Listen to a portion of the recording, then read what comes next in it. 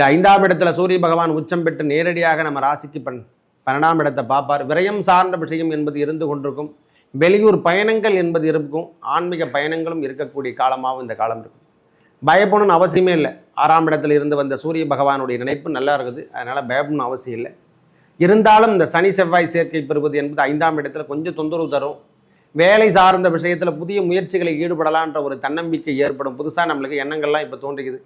ஆன்மீக பயணங்கள், ஆன்மீக சுற்றுலாக்கள், இறைவனுடைய தர்மசாஸ்தா என்று சொல்லக்கூடிய சபரிமலை ஐயப்பனை போய் பார்க்கறது, இந்த மாதிரி விஷயங்கள் எல்லாமே நம்மளுக்கு ஆறுதலை கொடுக்கின்ற காலமாக இந்த மாதம் இருக்கும்.